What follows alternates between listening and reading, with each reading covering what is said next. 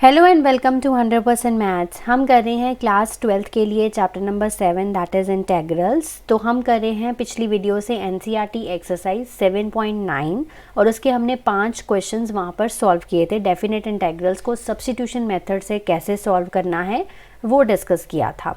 तो आज की वीडियो में हम इसी एक्सरसाइज को कंटिन्यू करेंगे और करेंगे अपने क्वेश्चन नंबर 6 से लेकर क्वेश्चन नंबर 10 तक और इस एक्सरसाइज को करेंगे कंप्लीट। तो these questions are also very important from exam point of view. So video को एंड तक ज़रूर देखिएगा। आइए वीडियो स्टार्ट करते हैं। Moving to question number 6, integration 0 to 2 dx by x plus 4 minus x square. तो नीचे क्या है, हमारा क्वाड्रेटिक फॉर्म है। तो क्वाड्रेटिक फॉर्म को हमें क्या बनाना पड़ेगा, परफेक्ट स्क्वायर करना पड़ेगा। तो यहाँ पर हमारे पास है x plus 4 minus x square. तो परफेक्ट स्क्वायर हम बनाते कैसे हैं, bye completing the square method. तो वो हमने पिछली वीडियोस में भी डिस्कस किया हुआ है। पहले हम माइनस कॉमन ले लेते हैं अपनी कन्वीनियंस के लिए। तो एक्स स्क्वायर आगे आ जाएगा, माइनस एक्स हो गया, माइनस 4 हो गया। अब आप इसको परफेक्ट स्क्वायर कैसे बनाते हैं, एक्स स्क्वायर का कोफिशिएंट क्या है, 1 है, वो यहाँ पर ठीक है। एक्स का कोफिशिएंट क्या है, 1, तो इसका हाफ क्या होगा, 1/2। तो 1/2 के स्क्वायर का हम ऐड करेंगे, 1/2 के स्क्वायर को हम क्या करेंगे, सब्ट्रैक्ट करेंगे। सो 1/2 के होल स्क्वायर को मैंने ऐड कर दिया, 1/2 के होल स्क्वायर को मैंने सब्ट्रैक्ट कर दिया। ठीक है, तो अब यहाँ से एक्स स्क्वायर एक्स और 1/2, इससे क्या बन जाएगा, ये हमारे पास x माइनस 1/2 के होल स्क्वायर बन जाएगा। बचा क्या, साथ में -4 और ये वाला -1/4 बचा। ठीक है, ये बचा हमारे पास और एक माइनस हमारे पास बाहर है। x माइनस 1/2 का होल स्क्वायर, इसको सॉल्व कर लेते हैं, 4 LCM। सो -16 -1 हो गया। सो this will B -17/4 x minus 1/2 का होल स्क्वायर, है ना। ये आ गया, बाहर एक माइनस है। अब माइनस अंदर ले जाओ, 17/4 आगे आ जाएगा, माइनस ये क्या हो जाएगा, x माइनस 1/2 का होल स्क्वायर। इसको भी एक होल स्क्वायर की फॉर्म में ही लिख लेते हैं। सो हम इसको लिख सकते हैं √17/2 का whole square minus x minus 1/2 का होल स्क्वायर। तो ये जो क्वाड्रेटिक है हम इसको इस फॉर्म में लिख सकते हैं। ओके, सो यहाँ पर integration 0 to 2 dx divided by, तो यहाँ पर हमने इसको लिख दिया √17/2 के whole square minus x minus 1/2 का होल स्क्वायर। अब मैंने क्यों ऐसा चेंज किया है, क्योंकि मेरे पास इसकी इंटीग्रेशन होती है dx upon a square minus x square की इंटीग्रेशन होती है, वही यूज़ करनी है मैंने यहाँ पर। 1/2a log a plus x by A minus x, ठीक है, प्लस कांस्टेंट ऑफ इंटीग्रेशन, यही होती है मेरे पास। अब मैं यहाँ पर यूज़ करने जा रही हूँ। सो अप्लाई करते हैं, ये हमारे पास ये फॉर्मूला है। सो 1/2 इंटू ए की जगह पर यहाँ पर है √17/2, वो पुट कर दिया, log mod of a plus x यानी कि √17/2 plus x minus 1/2 divided by √17/2 minus x minus 1/2। ठीक है, अभी आपको थोड़ा कॉम्प्लिकेटेड इसलिए लग रहा होगा क्योंकि अभी सिंप्लीफाई नहीं किया है। जब आप सिंप्लीफाई कर लोगे ना तो बहुत सिंपल हो जाएगा। 0 to 2 इसकी upper limit and lower limit है। सो 2 से 2 देखो कैंसिल हो गया, ये तो देखो सिंपल बन गया 1/√17 लॉग, यहाँ पर क्या करेंगे, अंदर इस ब्रैकेट को सॉल्व करेंगे, √17/2 प्लस, पहले इस ब्रैकेट को सॉल्व कर लेते हैं, 2x माइनस 1/2 LCM ले लिया। ऐसे ही यहाँ पर डिनोमिनेटर में √17/2 2x, यहाँ पर बार माइनस है तो यहाँ पर अंदर प्लस हो जाएगा, 2x प्लस 1/2। ओके, सो ये आ गया 0 to 2।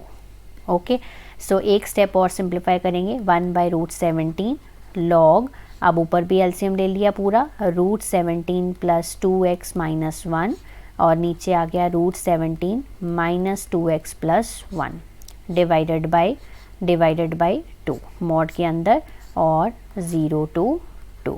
ओके, ये वाला 2 इस वाले 2 के साथ क्या हो जाएगा, कैंसिल हो जाएगा। सो हमारे पास बनकर आ गया 1/√17 log mod of √17 plus 2x minus 1 √17 minus 2x plus 1। ठीक है, 0 to 2। अब आप अपनी लिमिट्स जो हैं वो यहाँ पर पुट कर सकते हैं। आप पहली बार 2 पुट करेंगे upper limit minus lower limit, दूसरी बार 0 पुट करेंगे। 1/√17 हमने बाहर ले लिया, अंदर आ गया हमारे पास लॉग, पहले क्या पुट करना है आपको 2 पुट करना है। सो √17 प्लस 2 × 2 4, 4 - 1 कितना हो गया 3, नीचे भी 2 पुट कर दीजिए। 2 × 2 4 + 1 -4 + 1 कितना हो गया -3। ठीक है, लोअर अपर लिमिट पुट होगी, लोअर लिमिट पुट कर दीजिए। √17 प्लस 2 × 0 दैट इज़ 0, 0 - 1 कितना हो गया -1, 2 × 0 0, 0 + 1 कितना हो गया +1। ठीक है, तो ये आ गया हमारे पास, मैंने लिमिट्स यहाँ पर पुट कर दी। अब ये क्या बन गया log m minus log n। ठीक है, तो वो क्या होता है, हमारे पास फॉर्मूला होता है ना log m/n का, that is equals to log m minus log n। तो वही चीज़ यहाँ पर बन रही है। So 1/√17, so this will be equals to, mod आपने बड़ा सा लगाना है, √17/3, √17 - 3, बड़ी सी एक लाइन लगानी है, 17 - 1, √17 + 1। ठीक है यहाँ तक। अब इसको रेसिप्रोकल कर लो, रेसिप्रोकेट कर लो। So this will be equals to √17 + 3, √17 - 3, ये रेसिप्रोकेट हो जाएगा, √17 + 1, √17 - 1। अब आप इसको क्या करेंगे, मल्टीप्लाई करेंगे। सो मल्टीप्लाई करिए, √17 × √17 17, √17 × 1 √17, 3 × √17 3 √17, 3 × 1 3। ठीक है, सिंपल मल्टीप्लिकेशन कर रहे हैं। √17 × √17 17, √17 × 1 -√17, -3 × √17 -3 √17 +3। ठीक है जी, तो यहाँ पर ये आ गया हमारे पास। सो 1/√17 log, अब इसको सिंप्लीफाई कर लो, 17 + 3 कितना हो गया 20, प्लस 1√17 + 3√17 4√17 डिवाइडेड बाय 17 + 3 कितना हो गया 20, माइनस 1√17 - 3√17 -4√17। यहाँ तक ओके है। अब इसको और भी हम सिंप्लीफाई कर सकते हैं। सो हम 20 और 4 मतलब 4 कॉमन ले सकते हैं ऊपर में से भी, तो 5 + √17 आ गया। नीचे से भी 4 हम कॉमन ले सकते हैं, तो 5 - √17 आ गया। 4 से 4 कैंसिल हो गया। सो दिस विल बी 1/√17 log 5 + √17, 5 - √17। तो जहाँ तक देखो हमने सिंप्लीफाई करना था वो कर लिया। अब इसको रैशनलाइज कर सकते हैं। सो 1/√17 log, सो रैशनलाइज करिए क्या ऑपोजिट साइन के साथ, तो नीचे क्या है 5 - √17 है, तो इसको हम 5 + √17 के साथ रैशनलाइज करेंगे। ठीक है, सो 1/√17 log, इसको ऊपर मल्टीप्लाई करेंगे, यानी कि 5 + √17 का होल स्क्वायर हो जाएगा। नीचे क्या हो जाएगा a² - b², यानी कि 5 का स्क्वायर माइनस √17 का square. So this is equal to 1/√17 log, इसका होल स्क्वायर ओपन कर दो, 5 का स्क्वायर 25, √17 का स्क्वायर 17 प्लस 10 √17, 5 का स्क्वायर 25 माइनस 17, सो ये आ गया 1/√17 log 25 + 17 that is 42 plus 10 √17 divided by 8। अब इसको एक स्टेप और सिंप्लीफाई कर सकते हैं, ऊपर से हम 2 कॉमन लेके, अंदर आ गया 21 प्लस 5 √17 डिवाइडेड बाय 8 है। सो ये आ गया 4 से कैंसिल हो गया। So answer of this question is 1/√17 log 21 plus 5 √17 by 4। ठीक है, मॉड आप हटा सकते हैं क्योंकि ये पॉजिटिव नंबर ही है। So 1/√17 log 21 plus 5 √17 divided by 4, ये इसका रिक्वायर्ड आंसर है। नेक्स्ट चलते हैं क्वेश्चन नंबर 7 पे। तो यहाँ पर इंटीग्रेशन है -1 to 1 dx/x² + 2x + 5। तो यहाँ पर भी देखो, यहाँ नीचे हमारे पास क्वाड्रेटिक है, तो हम इसको परफेक्ट स्क्वायर बना लेते हैं। तो यहाँ पर x² + 2x + 5 है। तो x का कोफिशिएंट क्या है 2 है, तो 1 का स्क्वायर ऐड कर दो और 1 का स्क्वायर सब्ट्रैक्ट कर दो। जितना भी आपका x का कोफिशिएंट होता है उसका हाफ करके उसकी के स्क्वायर को ऐड करके और उसी के स्क्वायर को सब्ट्रैक्ट करना होता है। सो यहाँ पर ये तीनों टर्म से मेरा बन गया x प्लस 1 का होल स्क्वायर, 5 माइनस 1 क्या हो गया 4। तो मैं इसको कैसे लिख सकती हूँ x प्लस 1 का होल स्क्वायर प्लस 2 का होल स्क्वायर। ठीक है, सो -1 to 1 dx अपॉन, इसको मैंने लिख लिया x प्लस 1 का होल स्क्वायर प्लस 2 का होल स्क्वायर। ओके, सो अब हमारे पास इंटीग्रेशन होती है dx upon x square plus a square की इंटीग्रेशन होती है, that is equal to 1 upon a tan inverse x upon a plus constant of integration. तो वही मैं अप्लाई करूँगी यहाँ पर 1/2, क्योंकि a की जगह पर 2 है, tan inverse x plus 1 divided by 2, और हम अपनी लिमिट्स जो हैं वो पुट करेंगे। Upper limit minus lower limit, upper limit क्या है हमारे पास 1, तो 1 प्लस 1 दैट इज़ 2/2, 1 ही हो गया, minus lower limit that is tan inverse -1 plus 1 divided by 2। तो मैंने यहाँ पर लिख दिया है, नेक्स्ट स्टेप में इसको मैं लिख देती हूँ। सो 1/2 tan inverse 1 plus 1 2/2 that is 1 हो गया, ये हो गया 0/2 दैट इज़ 0।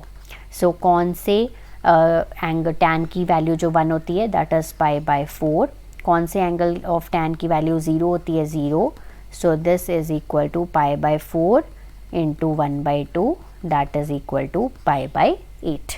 तो ये आ गया इस क्वेश्चन का रिक्वायर्ड आंसर। नेक्स्ट चलते हैं क्वेश्चन नंबर 8 पे। तो यहाँ पर इंटीग्रेट करना है 1 upon x minus 1 upon 2x square e की power 2x with respect to dx।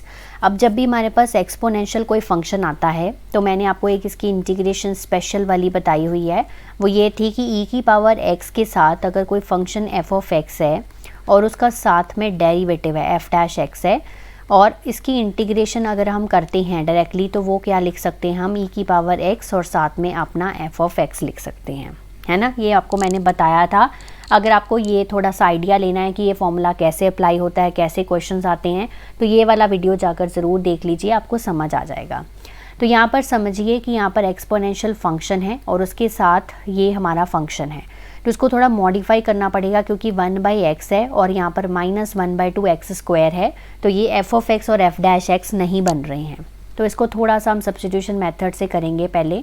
तो हम यहाँ पर ये जो e की पावर है 2x, इसको हम t पुट करेंगे, यानी कि 2x को t पुट करेंगे, सिंपल। तो यहाँ पर इसकी डिफ्रेंसिएशन करते हैं, इसकी 2 आ गई, इसकी आ गई dt/dx, तो dx की वैल्यू आ गई dt/2 आ गया। ओके, अब यहाँ पर हमारी लिमिट्स भी चेंज हो जाएंगी, तो लिमिट्स न्यू वाली लिख लेते हैं। सो x और t लिख लिया, x की वैल्यू 1 और 2, t की वैल्यू क्या है, t किसके बराबर है 2x के, सो 2 × 1 2 हो गया, 2 × 2 4 हो गया। सो हमारी जो न्यू लिमिट्स हैं that is 2 to 4। Okay, 1 upon x है, x की वैल्यू कहाँ से निकलेगी, वो यहाँ से निकलेगी, x की वैल्यू क्या बन जाएगी t/2 बन जाएगी। सो 1 अपॉन t/2 हो गया, -1 अपॉन 2 इंटू x की वैल्यू क्या है t/2, तो वो हम यहाँ पर लिखेंगे t²/4 क्योंकि x का स्क्वायर है। देन e की पावर t हो गया और साथ में हमारा dx की जगह पर आ गया dt/2। ठीक है, तो यहाँ पर हमने सारी वैल्यूज़ जो थी वो t की फॉर्म में पुट कर दी हैं। सो इंटीग्रेशन 2 to 4, ये सिंप्लीफाई करके लिखेंगे, 2/t आ गया, 2 पर चला गया, सो ये हो जाएगा, ये भी 2 पर चला जाएगा, 2/t² हो गया, e की पावर t, और ये वाला जो 2 था वो बाहर निकाल लेते हैं, 1/2 हो गया, और साथ में with respect to dt। Okay, यहाँ तक। अब हमें क्या करना है, हमें इसमें से 2 कॉमन लेना है अंदर वाले में से। सो हम यहाँ से 2 जो है वो कॉमन ले लेते हैं, 1/t माइनस 1/t² e की power t with respect to dt। ठीक है, ये 2 जो है वो भी बाहर आ जाएगा, 1/2 इंटू 2, तो 2 to 4, सो अंदर हमारे पास सिर्फ बचा 1/t माइनस 1/t² e की power t with respect to dt। तो देखो 2 से 2 कैंसिल हो गया। अब अंदर देखो वही चीज़ बन गई, e की पावर है हमारे पास, अंदर है 1/t, तो अगर हम अपने एफ ऑफ एक्स को 1/t मानते हैं तो एफ डैश एक्स क्या होना चाहिए इसका, -1/t² होना चाहिए, वही तो है। तो ये हमारा एफ ऑफ एक्स है और ये हमारा एफ और डैश एक्स है। बन गया हमारा फॉर्मूला। तो हम सीधा आप क्वेश्चन का आंसर लिखेंगे 2 to 4, सॉरी इंटीग्रेशन तो सॉल्व हो गई, तो यहाँ पर हो गया e की पावर t, साथ में एफ ऑफ एक्स लिखना होता है, दैट इज़ 1/t, और ये हमारी limits 2 to 4। Okay, upper limit minus lower limit, e की पावर 4 इंटू 1/4 माइनस e की पावर 2 इंटू 1/2। ओके, यही आ गया हमारे पास। तो ये हमारा सिंपल फॉर्म में हम इसको लिख सकते हैं e की पावर 4/4 e की पावर 2/2। अब एलसीएम ले लेते हैं। सो 4 हमारा एलसीएम आ गया, e की पावर 4 माइनस 2 e की पावर 2, तो e² न्यूमरेटर में से कॉमन ले लेते हैं, e² माइनस 2 डिवाइडेड बाई 4। ठीक है, तो ये आ गया हमारा इस क्वेश्चन का रिक्वायर्ड आंसर। नेक्स्ट मूव करते हैं अपने क्वेश्चन नंबर 9 और 10 पे। तो ये हमारे एमसीक्यूज़ हैं। तो यहाँ पर हमें वैल्यू बताना है इस इंटेग्रल का। तो यहाँ पर इंटीग्रेशन 1/3 to 1। अब न्यूमरेटर में देखो x माइनस एक्स की पावर 3 है और उसकी होल पावर 1/3 है। तो देखो पावर जो है वो हम डायरेक्टली इस पर अप्लाई नहीं कर सकते, तो इसके लिए हमें क्या करना पड़ेगा, हम थोड़ा सा इसको सिंप्लीफाई करते हैं पहले न्यूमरेटर को। तो x³ से मैं डिवाइड कर रही हूँ और x³ से ही मैं क्या कर रही हूँ, मल्टीप्लाई कर रही हूँ। तो पहले स्टेप में मैं क्या करने जा रही हूँ, इसको x³ से मल्टीप्लाई और x³ से डिवाइड। कोई फ़र्क पड़ा? नहीं पड़ेगा।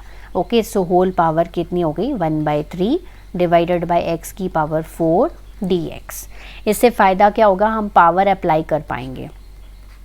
1/3 to 1, x की पावर 3 यहाँ ऐसे ही रह गया, x/x/3। अब x/x/3 अगर हम इसको सॉल्व करें तो this will B 1/x²। 1/x² कैसे लिख सकते हैं, x की पावर -2 लिख सकते हैं ना। x की पावर 3/x की पावर 3 वो 1 नहीं हो जाएगा। सो अब हम इस पे पावर जो है वो अप्लाई कर सकते हैं, क्योंकि ये पूरे की पावर क्या है, 1/3 है। x की power 4 with respect to dx। अब पावर अप्लाई करो।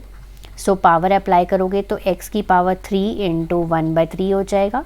x की पावर -2 -1 की पावर 1/3 अलग अलग कर दी, x की power 4 with respect to dx। तो ये देखो, ये सिंपल क्या रह गया, सिर्फ x रह गया, है ना, सिंपल रह गया x। तो यहाँ पर हमारे पास x हो गया, x की पावर -2 -1 की पावर 1/3 और यहाँ पर x की पावर 4 है। ठीक है, तो यहाँ पर देखो एक x के साथ कट गया, तो हमारा जो डिनोमिनेटर में कितनी पावर रह गई, हमारे पास x की पावर 3 रह गई। ठीक है, ये हमारा न्यूमरेटर बन गया और डिनोमिनेटर में x की पावर 3 रह गई। अब डिनोमिनेटर वाला जो x की पावर 3 है इसको भी ऊपर ले जाओ, फिर हम अपना सब्स्टिट्यूशन मेथड लगाते हैं। x की पावर -2 -1 की पावर 1/3 ये न्यूमरेटर था और ये जो डिनोमिनेटर में ऊपर लेकर गई।